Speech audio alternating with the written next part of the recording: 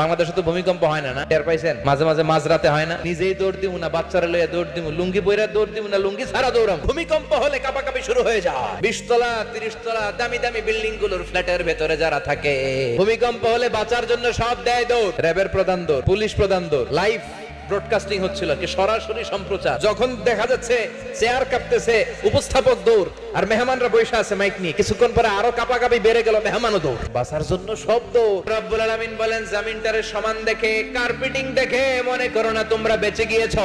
South আফ্রিকার খুবা শহরে 60 metric ton ওজনের একটা উল্কা পড়েছিল, যেখানে পড়েছে পুরো জায়গাটা বিশাল খাদ হয়ে গিয়েছে। যে বিল্ডিং এ আমরা থাকি, রাতের বেলায় ঘুমাই আর ধুম্মা চলে ধুম দেখি রাত, ওই বিল্ডিং এ যদি একটা পড়ে, ডান্স ক্লাব গুলার উপর যদি পড়ে, পতিতালয় যেগুলো আছে ওগুলা যদি পড়ে, যেই হোটেল গুলার মধ্যে আকাম কুকাম হয় ওইটার উপর যদি পড়ে, তার মানে বেঁচে গেছো, পার পেয়ে গেছো মনে করো না।